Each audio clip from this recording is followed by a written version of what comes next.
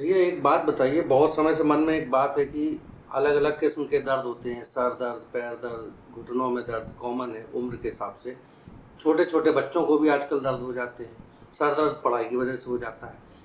हमारा जानने का जो उत्सुकता है वो इस बारे में कि आखिर दर्द ऐसी क्या चीज़ है, क्यों शरीर में होता है, इसकी कोई खास वजह है या किसी को कम होता है किसी को ज़्यादा होता है, क्या वजह है? ये दर्द जो है, दर्द शरीर का आपको ये बताने का तरीका है कि जहाँ पे दर्द हो रहा है वहाँ पे कुछ ना कुछ ऐसा है जिस पे ध्यान देना चाहिए। There is something to be taken care, कुछ ना कुछ गड़बड़ है, ये बताने का एक मैकेनिज्म है शरीर का। तो वो कैसे बताए? तो वहाँ पे दर्द होगा जो भी जगह अफेक्टेड है। आम तौर पे जो, मुझे ऐसा नहीं लगता है कोई भी ऐसा होगा कि जिसको कभी ना कभी कोई दर्द ना हुआ हो। आम तौर पे टेम्परेरी दर्द होते हैं जो आप कुछ भी ना करें तब भी थोड़े समय में अपने आप सबसाइड हो जाते हैं, ठीक हो जाते हैं।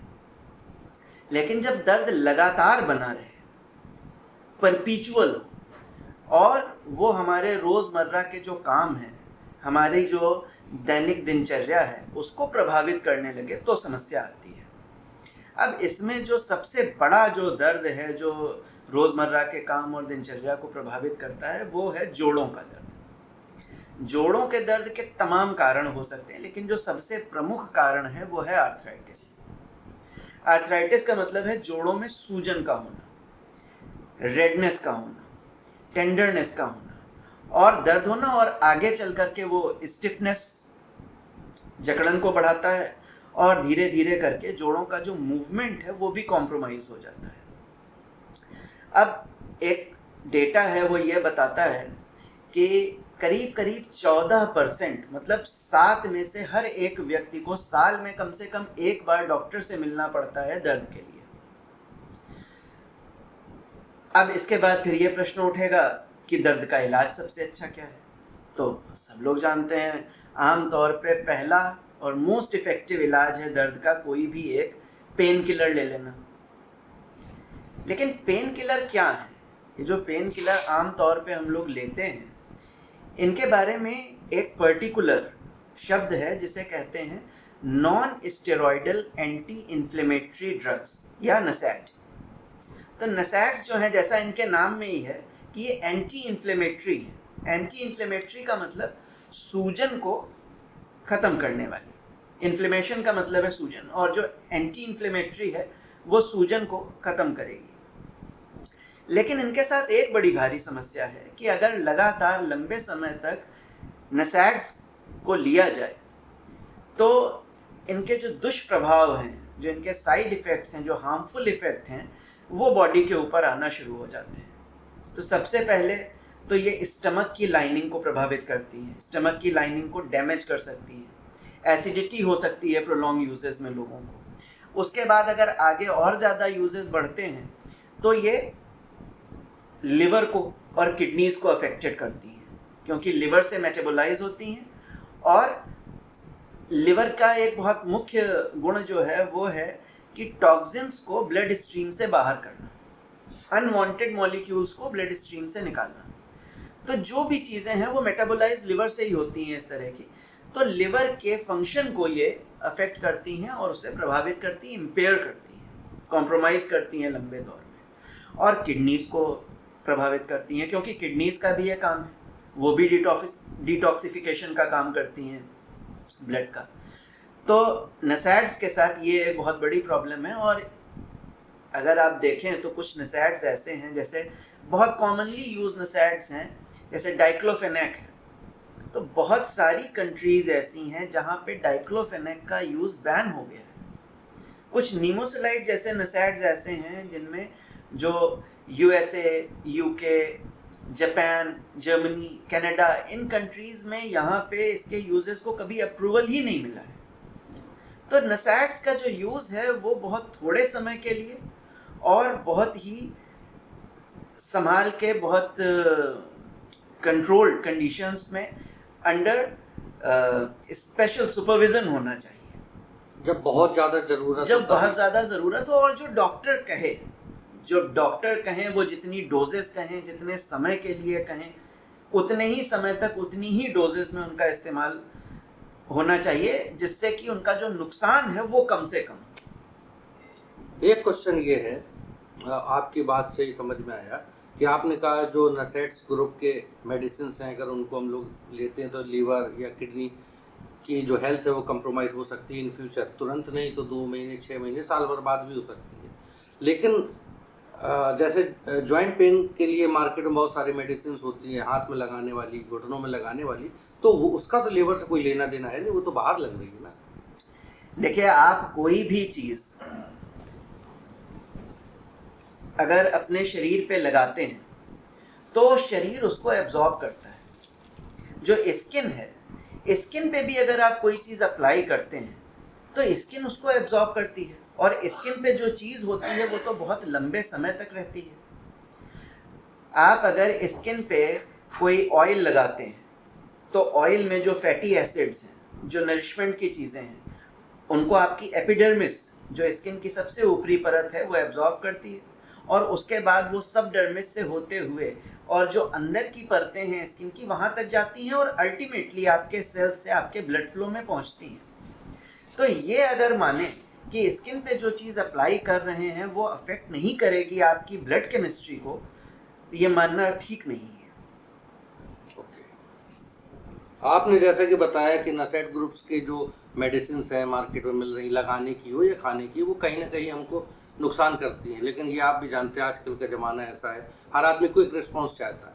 सर में दर्द हुआ तो आदमी ये नहीं सोचेगा 3 दिन बाद हमको आराम हो, ऐसी मेडिसिन हो, भले ही नुकसान हो जाए लेकिन 15 मिनट के लिए तो उसको रिलीफ मिल जाता है ऐसी मेडिसिन से। या पेट का दर्द हो तो ऐसे में हम लोगों को क्या करना चाहिए कि जैसे घुटने का दर्द होता है या और कहीं पे लंबे समय तक दर्द रहता है, तब क्या करें?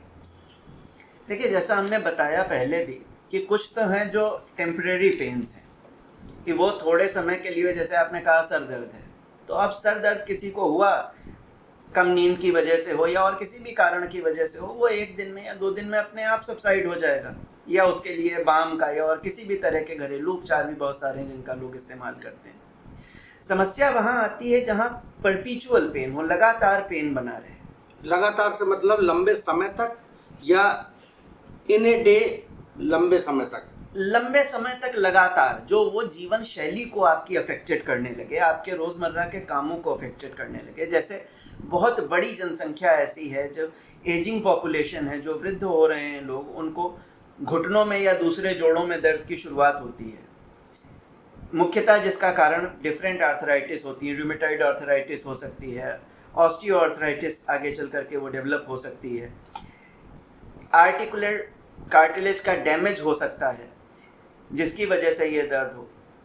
वहाँ पर बहुत लंबे समय तक पेन किलर्स का जो इस्तेमाल करना पड़ता है। अच्छा, आजकल ये केवल एजिंग पॉपुलेशन की बात नहीं रह गई है, जो वर्किंग पॉपुलेशन है, जो ऑफिस जा रहे हैं लोग, जो बच्चे हैं जो पढ़ाई कर रहे हैं, जो लगातार दिन भर लैपटॉप पे रहते हैं, या जिनके बैठने के पोस्चर की वजह से कोई दिक्कत है, बैक एक की प्रॉब्लम हो जाती है, नेक एक की प्रॉब्लम हो जाती है, तो ये जो चीज़ें हैं जो लगातार चलती रहती हैं, वहाँ पर नसेट्स का लगातार इस्तेमाल जो है वो काफ़ी ज़्यादा ऐसा हो सकता है कि जो आपकी दूसरी स्वास्थ्य संबंधी समस्याएं हैं उनको बढ़ा दे या दूसरी समस्याएं खड़ी कर दे आपके लिए।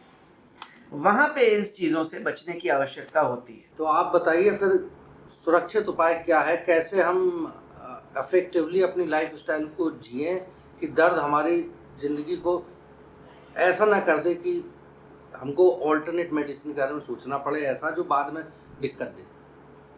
देखिए, सबसे पहली चीज़ तो है जो जीवन शैली में जो सुधार करने चाहिए, लाइफ स्टाइल चेंजेस जो हैं, जैसे एक मिनिमम लेवल ऑफ मोबिलिटी बनी रहनी चाहिए। अगर कहीं पे सूजन है या दर्द की शुरुआत हो रही है तो थोड़ी बहुत लाइट एक्सरसाइजेज जो हैं, जो फिजियोथेरेपी में आप कर सकते हैं, थोड़ी बहुत हल्की गुनगुने पानी से उसमें नमक डाल के उसकी सिकाई कर सकते हैं। अपना पोस्चर, जैसे बैठते हैं जब लोग, तो उसमें पोस्चर ठीक ना होने की वजह से बैक एक, नेक एक की प्रॉब्लम्स बहुत होती हैं। पोस्चर के करेक्शन से, जिस कुर्सी पे बैठते हैं उसको ठीक करके अपने पोस्चर के करेक्शन से इन चीज़ों को कुछ ठीक किया जा सकता है। फिर अगर लगातार बढ़ रही हैं और दूसरी समस्याएं हो रही हैं, जैसे जॉइंट पेन्स में, जॉइंट जो चीज़ें हैं ना, जॉइंट ऐसी जगह हैं जहाँ पर दो बोन्स मिलती हैं और मूव करती हैं, तो उनके बीच में ल्यूब्रिकेशन बना रहे और बोन्स ना डैमेज हो, इसलिए एक आर्टिकुलर कार्टिलेज होती है। कभी कभी वो कार्टिलेज डैमेज होने लगती है और उसकी वजह से भी दर्द और सूजन और बहुत तकलीफ होती है। तो अगर ऐसी स्थितियां हैं, ऐसी समस्याएं हैं, तो उनके लिए फिर दूसरे कुछ उपचारों की ज़रूरत होती है।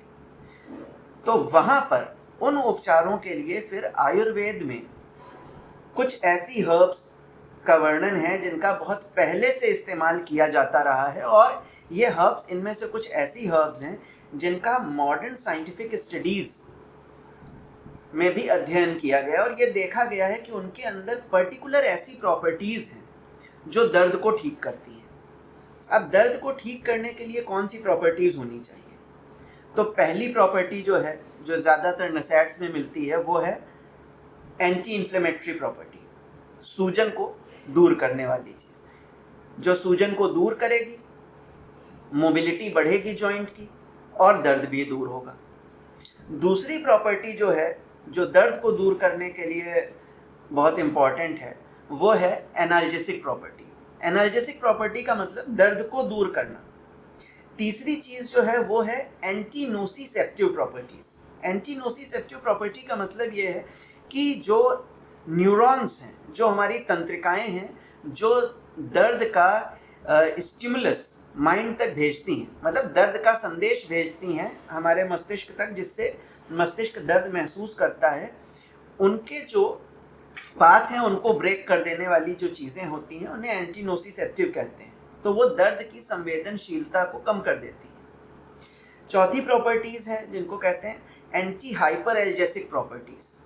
एंटी हाइपर एल्जेसिक प्रॉपर्टीज़ का मतलब वो दर्द के लिए जो थ्रेशोल्ड है हमारा, दर्द को सहन करने की जो हमारी क्षमता है, उसको बढ़ा देती है। चौथी चीज़ है जो प्रॉपर्टीज़ होनी चाहिए, वो है आर्टिकुलर कार्टिलेज रिपेयर प्रॉपर्टीज़। जो ये आर्टिकुलर कार्टिलेज में जो डैमेज होता है उसको रिपेयर करने की प्रॉपर्टीज़ अगर किसी चीज़ में है तो वो आपके लिए फ़ायदेमंद होगी।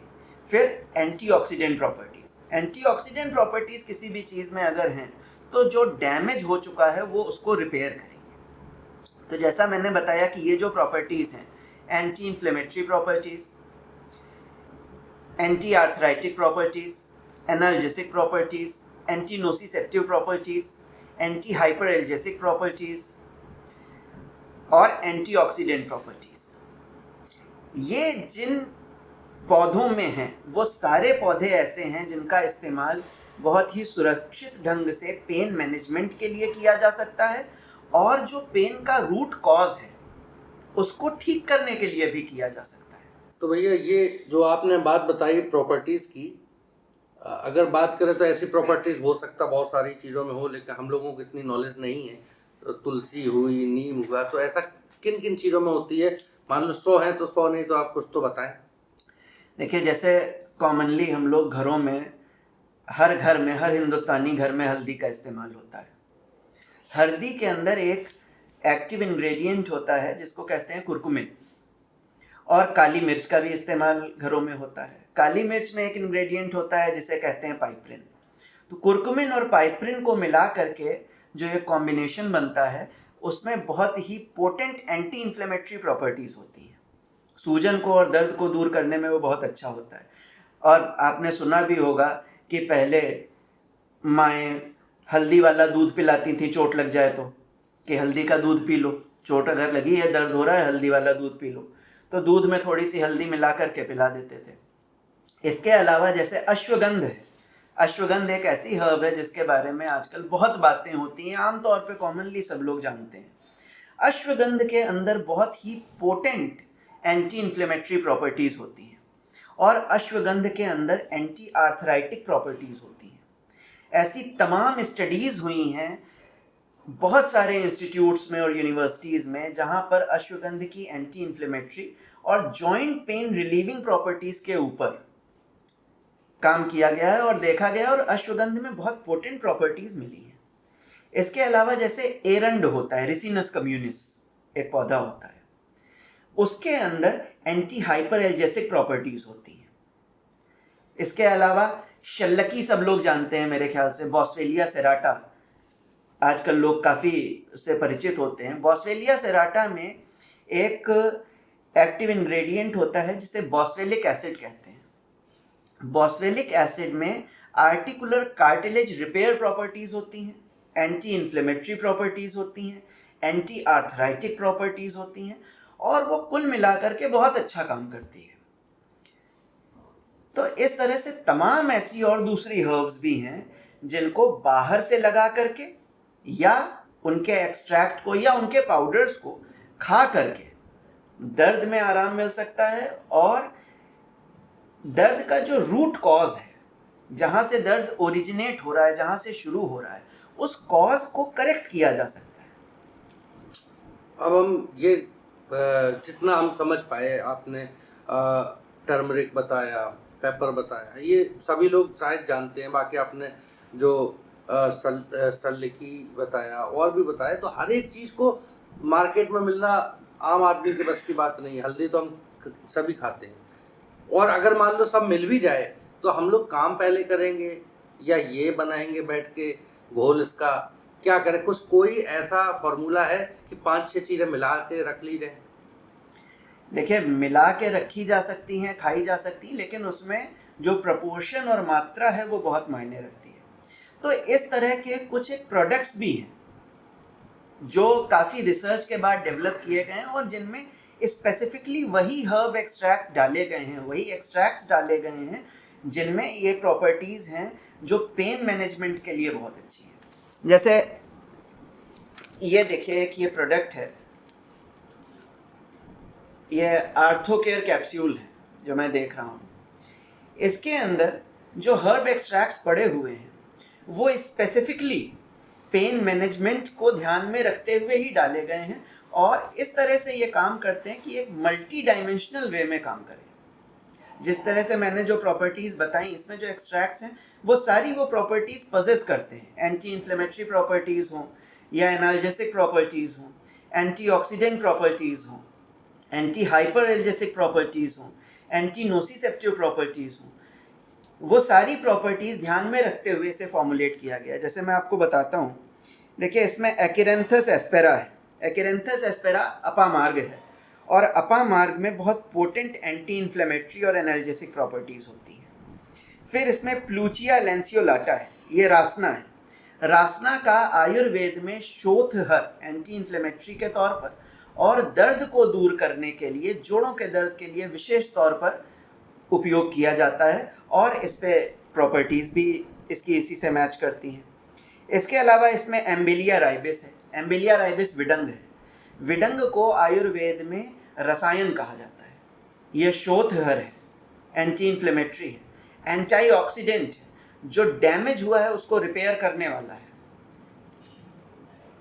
इसके अलावा इसमें वाइथेनिया सोमनीफेरा है, जो अश्वगंध है। जैसा मैंने भी बताया, अश्वगंध के अंदर पोटेंट एंटी इन्फ्लेमेटरी और जॉइंट पेन रिलीविंग प्रॉपर्टीज़ होती हैं। इसके अलावा इसमें ग्लाइसिरेसा ग्लैब्रा है, ये यष्टि मधु है। यष्टि मधु एक वेल रिनाउंड पोटेंट एंटीऑक्सीडेंट है, जो डैमेज्ड सेल हैं उनको रिपेयर करने में इसका बहुत बढ़िया इस्तेमाल होता है। इसके अलावा एंटी इन्फ्लेमेटरी है, जो सूजन को ठीक करती है, दर्द को ठीक करती है। इसके अलावा इसमें टर्मिनालिया चेबुला है, हरीतकी। हरीतकी का जो काम है वो एक सिनर्जिस्टिक वे में इन सारी चीज़ों के साथ मिलकर के, हरीतकी में एनाल्जेसिक प्रॉपर्टीज़ तो होती ही हैं, लेकिन इन सारी चीज़ों के साथ मिलकर के सिनर्जिस्टिक वे में हरीतकी डैमेज्ड टिश्यू को ठीक करने का बहुत बढ़िया काम करती है। फिर इसमें बॉस्वेलिया सेराटा है, शल्लकी, जैसा मैंने बताया उसमें बॉस्वेलिक एसिड है, और वो आर्टिकुलर कार्टिलेज के डैमेज को रिपेयर करने के लिए वेल रिनाउंड एक्शन है उसका। शल्लकी के अलावा इसमें रिसिनस कम्युनिस है, एरंड। एरंड के बारे में जैसा मैंने बताया, इसमें हाइपर एल्जेसिक प्रॉपर्टीज़ हैं और एंटी हाइपर एल्जेसिक प्रॉपर्टीज, और इसके अलावा एंटी इन्फ्लेमेटरी प्रॉपर्टीज़ हैं। तो ये दर्द और सूजन दोनों में काम करता है, और दर्द का जो थ्रेशोल्ड है उसको बढ़ाता है। एरंड के अलावा अगर आप इसमें देखें तो इसमें पाइपर लॉन्गम, पिप्पली है, इसमें प्लम्बैगो ज़िलानिका चित्रक है, और इसमें पाइपर रेट्रोफैक्टम चव्य है। ये सारी चीज़ें ऐसी हैं जो दर्द पे, सूजन पे और दर्द को सहन करने की क्षमता पे काम करती हैं, और इसके अलावा ये सारी चीज़ें ऐसी हैं जो रूट कॉज है दर्द का, उस पे काम करती हैं। तो अगर ये कैप्सूल कोई खाता है एक लाइट मील के बाद 1 से 2 कैप्सूल, ये दर्द पे डिपेंड करता है कि किस लेवल का दर्द है, दर्द की इंटेंसिटी क्या है, तो निश्चित रूप से उसे पॉजिटिव रिजल्ट मिलते हैं। बहुत अच्छा। जैसा कि आप अभी इतना ही बता रहे थे कि अगर कोई प्रॉब्लम पेन से रिलेटेड है तो हम ये 1 या 2 कैप्सूल या एज पर रिकमेंडेशन या जैसा आप बताएं, या उसमें बॉटल में भी आई गेस लिखा होगा, तो ले सकते हैं। लेकिन कभी कोई दौड़ते हुए चलते हुए हाथ लग जाता है, कभी कोई गिर जाता है, या छोटे बच्चों को आए दिन पेट में दर्द हो जाता है, घर में काम करने वाली गृहिणी जो होती है उनके सर में दर्द हो जाता है रात में, या पीरियड के पेन हो जाते हैं, तो क्या ऐसे में ये मेडिसिन हम अगर खाते तो कितने कैप्सूल लेने चाहिए और ये कब तक असर करेगा? देखिए, ये कैप्सूल अगर आप लेते हैं तो इसमें, जैसे मैंने पहले बताया, इसमें हर्ब एक्सट्रैक्ट्स हैं, तो इसको अगर आप कंपेयर करें नसैट से तो वो उचित नहीं होगा। ऐसा नहीं कि आपने ये 1 कैप्सूल लिया और ये तुरंत आपके दर्द को 15 मिनट 20 मिनट में ठीक कर देगा। ये लगातार आपके जो पुराने दर्द हैं उनको गहरा आराम देने के लिए आपको इसको कम से कम 2-3 दिन खाना पड़ेगा, तब उसके बाद जो आराम मिलेगा वो सस्टेन करेगा, वो चलेगा लंबे समय तक, लेकिन 2-3 दिन तक आपको इसको लेना पड़ेगा, उसके बाद ये करेगा। लेकिन जैसा आपने कहा, ये बिल्कुल सही बात है कि अगर अक्यूट पेन्स हैं, जो तुरंत अगर कोई चोट लग गई, मान लीजिए कहीं पे पैर मुड़ गया, मोच आ गई, या आपने जैसे कहा बच्चों के आमतौर पर कभी पेट में दर्द होता है, कभी सर में दर्द होता है, कभी कहीं होता है, तो उसके लिए लोकल एप्लीकेशन जो है वो एक बहुत बढ़िया चीज़ है। तो उसके लिए देखिए, ये जैसे ये एक प्रोडक्ट है, ये एक एक्वस जेल है, और ये एक यूनिक प्रोडक्ट है। एक्वस जेल का मतलब इसके अंदर किसी भी किस्म का कोई ऑयल नहीं है। ऑयल से मतलब फैटी ऑयल तो नहीं ही है, कोई पेट्रोलियम जेली बेस नहीं है, उसके अलावा इसके अंदर कोई एसेंशियल ऑयल भी नहीं है। आम तौर पर जो ऑइंटमेंट्स हैं जो पेन के लिए हैं और जो एक्सटर्नल एप्लीकेशन के लिए हैं, उनमें जो एक्टिव इंग्रेडिएंट्स होते हैं वो एसेंशियल ऑयल्स होते हैं। जैसे यूकलिप्टस का एसेंशियल ऑयल है, या कैम्फर है, या मेंथा है, जो पेपरमिंट है, वो मोस्ट कॉमन इंग्रेडिएंट है किसी भी पेन रिलीविंग ऑइंटमेंट के लिए।